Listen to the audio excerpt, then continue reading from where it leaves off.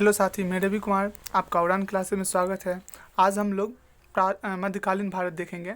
उसमें से बहुत ही महत्वपूर्ण क्वेश्चंस जो आगामी एग्जामों में आ सकते हैं, चलिए चर्चा करते हैं। उसमें पहला क्वेश्चन है, अरबों ने भारत पर पहला सफल आक्रमण किया। माने कौन था जो माने अरब के लोग जो भारत पे सबसे पहले सफल आक्रमण किया? तो इनका नाम है मोहम्मद बिन कासिम। क्या नाम है? मोहम्मद बिन कासिम। और इन्होंने सफल आक्रमण किया, ध्यान रखेंगे, सफल आक्रमण। इससे पहले वो कोशिश कर चुके थे, लेकिन वो सफल नहीं हुआ था, लेकिन असफल रहा था। लेकिन पहला सफल आक्रमण मोहम्मद बिन कासिम के समय हुआ था। भारत पर आक्रमण करने वाला प्रथम मुस्लिम था मोहम्मद बिन कासिम ही। देखिए यहाँ पे थोड़ा सा सफल यहाँ पे लगा देना चाहिए, माने सफल आक्रमण करने वाला पहला मुस्लिम कौन था? मोहम्मद बिन कासिम, जो 712 ईस्वी में किया था। अरबों ने सिंध पर विजय पाई। ये 712, ये जो सिंध है वो जो अभी पाकिस्तान में है, वो पहले भारत का ही माना जाता था, अखंड भारत का। तो इसी वजह से भारत पे पहला सफल आक्रमण कौन किया? तो अरबों ने, मोहम्मद बिन कासिम ने 712 ईस्वी में जजिया कर प्रचलन किया था। मोहम्मद बिन कासिम ने जजिया कर कौन किया था? मोहम्मद बिन कासिम ने। ये प्रचलन ये होता है, जजिया कर होता है आपको जो धार्मिक कर होते हैं उससे रिलेटेड होते हैं, और ये अरबों ने ही चालू किया था, माने मोहम्मद बिन कासिम ने ही। क्वेश्चन में अगला है, भारत पर प्रथम तुर्क आक्रमणकारी था। ये थे मोहम्मद गजनी। ये मोहम्मद गजनी गौर के शासक थे। इनका उद्देश्य था धन लूटना, ठीक है ना। अब मोहम्मद कासिम थे अरब का, ये लेकिन ये कहाँ के थे? तुर्क का, मोहम्मद गजनी। ध्यान रखेंगे। अगला क्वेश्चन है, मोहम्मद गजनी ने भारत पर पहला आक्रमण कब किया था? मैंने भारत पर हमला किया था कुल मिला के 17 बार। कितने बार किए थे? 17 बार किया था। उसमें पहला आक्रमण था 1000 ईस्वी में। कितने में? 1000 ईस्वी में। ये टोटल 17 बार किया था। उनमें आगे है सोमनाथ मंदिर पर, समझे, सबसे माने कि प्रसिद्ध आक्रमण मोहम्मद गजनी द्वारा सोमनाथ मंदिर, जो सौराष्ट्र में अभी गुजरात में है, ठीक है, को लूटा गया। कब लूटा गया? तो ये 1025 ईस्वी में। ये बहुत ही फेमस, माने क्या कहते हैं, प्रसिद्ध लूट था। ये कहा जा रहा है बहुत ही सोना चांदी लूट के ले गया था। कई हजार घोड़े गधे पर लाद के ले गया था। इतना उस समय था। वहाँ के शासक भीमदेव प्रथम, माने भीम प्रथम थे, ठीक ना। उसी के समय आक्रमण हुआ था।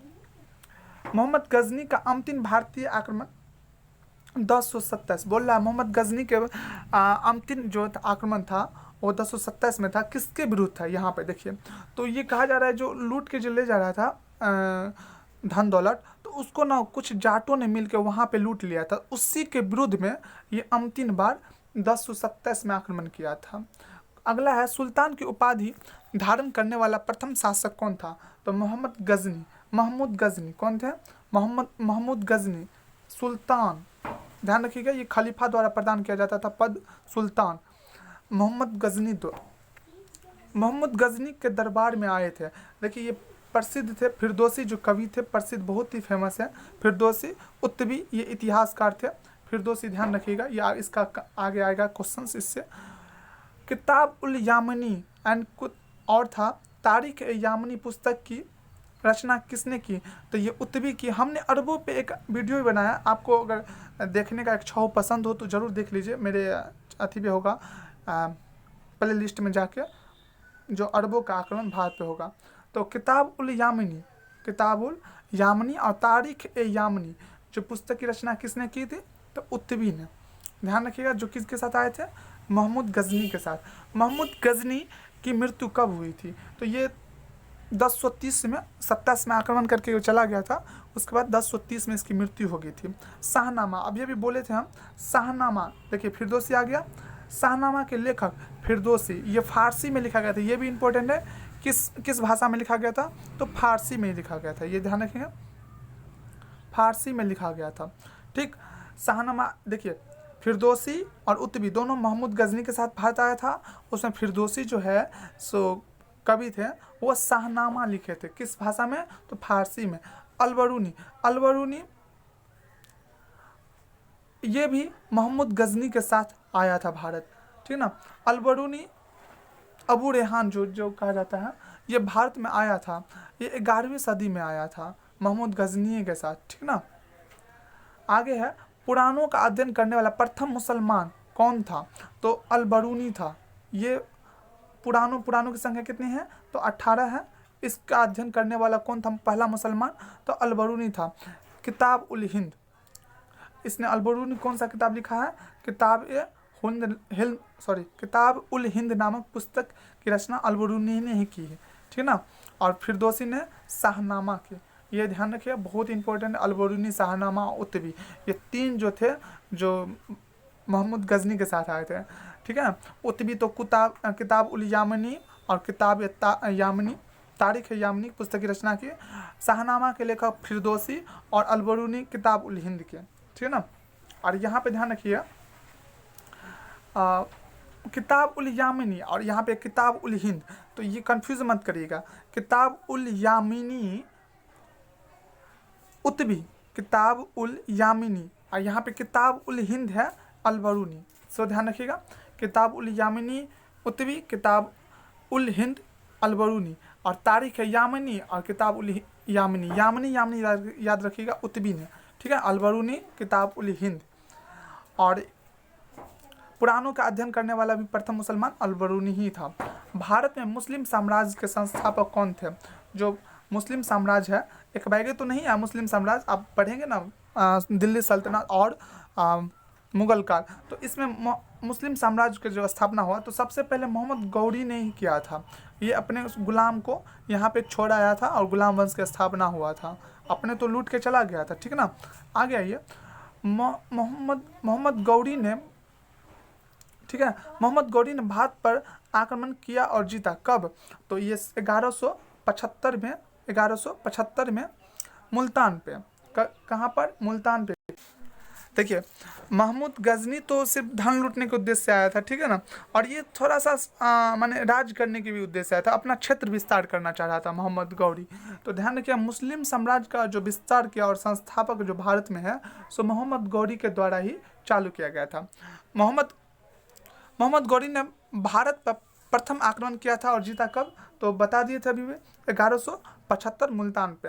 और मोहम्मद गौरी का भारत पे पहली पराजय हुई थी, ये देखिए भीम 1 के समय हुआ था। भीम 1 जो है, यहाँ पे भीम 2 है, ये भीम द्वितीय है। भीम द्वितीय के समय वो मोहम्मद गौरी बुरी तरह पराजित हुआ था, बुरी तरह, 1178 में। लेकिन भीम 1 जो है, सो उस समय सोमनाथ मंदिर पे 1025 ईस्वी में महमूद गजनी के समय आक्रमण हुआ था। भीम प्रथम, किसके समय? भीम प्रथम के समय, ठीक। लेकिन यहाँ पे भीम द्वितीय के समय मोहम्मद गौरी आक्रमण किया था और वो हारा भी था। वो महमूद गजनी है और ये मोहम्मद गौरी ध्यानपूर्वक अच्छे से 1191 ईस्वी की तरह, माने 1191 में तराइन के प्रथम युद्ध हुआ था। इसमें मोहम्मद गौरी की विजय हुई थी, पृथ्वीराज चौहान की विजय हुई थी 11 में। देखिए, पहली जो प्रथम बार तराइन का युद्ध हुआ था, 1191 में हुआ था। उसमें पृथ्वीराज चौहान जीता हुआ था, मोहम्मद गौरी को बुरी तरह परास्त किया था, उसको छोड़ दिया था। ये हिंद क्या कहते हैं, यहाँ के भारत के जो राजा होते थे, सो दयालु टाइप के होते थे, छोड़ दिए। अगला बार द्वितीय हुआ तो वो हारे। 1192 ईस्वी में तराइन का द्वितीय युद्ध हुआ, मोहम्मद गौरी ने फिर पलटवार किया और पृथ्वीराज चौहान को ही हरा दिया और मार भी दिया, ठीक है। फिर देखिए, चंदावड़ का युद्ध हुआ 2 साल बाद, 1191 तराइन का प्रथम युद्ध, 1192 तराइन का द्वितीय युद्ध। पहला में पृथ्वीराज चौहान जीता में मोहम्मद गौरी जीता। अगले 2 साल बाद 1194 में चंदावड़ का युद्ध हुआ, जिससे मोहम्मद गौरी ने राजा जयचंद्र को हराया, जो पृथ्वीराज चौहान का भाई ही था। संयोगिता वाला कहानी आप सुने होंगे, राजा जयचंद्र की पुत्री थी संयोगिता, उसी से प्यार वाला बात था, उसी से वो पृथ्वीराज चौहान चाहता था, तो उससे काफ़ी दुश्मनी भी थी। और यही जो है जयचंद्र, सो कहा जा रहा है, जो पृथ्वीराज चौहान को मरवाने में योगदान दिया था इसके हाथ से, ठीक ना। खैर, तो 1194 में चंदावड़ का द्वितीय युद्ध मोहम्मद गौरी और राजा जयचंद्र के साथ हुआ था, जिसमें राजा जयचंद्र मारा गया। मोहम्मद गौरी की हत्या हो गई। देखिए, मोहम्मद गौरी की हत्या हो गई ये 1206 में, और 1206 में ही गुलाम वंश की स्थापना हुई थी। खोखर नामक जाट उप समूह के लोगों ने मोहम्मद गौरी की हत्या कर दी थी। दिल्ली सल्तनत का संस्थापक था कुतुबुद्दीन ऐबक। कौन था? कुतुबुद्दीन ऐबक। और ये मोहम्मद गौरी का कौन था? दास था, गुलाम था और दामाद भी था। ये भी ध्यान रखिए, दामाद और गुलाम दोनों था। पहले आदमी की खरीद बिक्री होती थी, गुलामों का खरीद भी, दास का खरीद बिक्री होता था, ठीक है ना। तो ये जो थे मोहम्मद गौरी कुतुबुद्दीन ऐबक को खरीदे थे और वो छोड़ के राजपाट 1206 में तो उनकी मृत्यु भी हो गई और वो छोड़ के चले जा रहे थे। तो इसके बाद कुतुबुद्दीन ऐबक ने भारत में दिल्ली सल्तनत की स्थापना की और गुलाम वंश की स्थापना भी की। दिल्ली सल्तनत का वास्तविक संस्थापक था इल्तुतमिश को माना जाता है, जो ऐबक का गुलाम था। देखिए कुतुबुद्दीन ऐबक मोहम्मद गौरी का गुलाम था, और जो इल्तुतमिश है वो कुतुबुद्दीन ऐबक का गुलाम था। यानी कि मोहम्मद गौरी का गुलाम कुतुबुद्दीन ऐबक का गुलाम इल्तुतमिश, और इल्तुतमिश की बेटी का नाम है राजिया सुल्तान, याद रखने के लिए बता दिए। और कुतुबुद्दीन ऐबक ने ही कुतुब मीनार की नींव डाली थी, ठीक है ना। और इनके जो दामाद और गुलाम थे इल्तुतमिश, इन्होंने ही वो कुतुब मीनार जो आज दिल्ली में है अभी है उसको पूरा करवाया था, ठीक है ना। गुलाम दास, आप यहाँ पे ध्यान रखिए, गुलाम दास ममलूक वंश, ये देखिए कई सारे हैं गुलाम दास, तो याद रहेगा आपको। ममलूक वंश भी ध्यान रखिए, ममलूक वंश की स्थापना किसने की थी? तो 1206 में कुतुबुद्दीन ने, इसी साल ये मोहम्मद गौरी की मृत्यु भी हुई थी। दिल्ली सल्तनत का प्रथम राजधानी कहाँ हुआ था? तो लाहौर, जो अभी पाकिस्तान में है, एक शहर है। देखिए पाकिस्तान की राजधानी इस्लामाबाद है, लेकिन लाहौर एक शहर है, अच्छा शहर कहा जा रहा है। तो दिल्ली सल्तनत की जो प्रथम राजधानी हुई थी वो लाहौर में हुई थी। लाहौर की राजधानी दिल्ली कौन लाया था? माने लाहौर से राजधानी दिल्ली कौन लाया था? तो इल्तुतमिश लाया था। पहले तो कुतुबुद्दीन ऐबक के समय में लाहौर, उसके बाद इल्तुतमिश ने दिल्ली उसको लाया गया, इसीलिए कहा जा रहा है दिल्ली सल्तनत, ठीक है ना। याद रखिएगा, गुलामों का गुलाम कहा गया इल्तुतमिश को। गुलामों का गुलाम किसे कहा गया? इल्तुतमिश को। क्योंकि देखिए इल्तुतमिश का गुलाम कौन था? मोहम्मद गौरी का गुलाम कौन था? कुतुबुद्दीन ऐबक।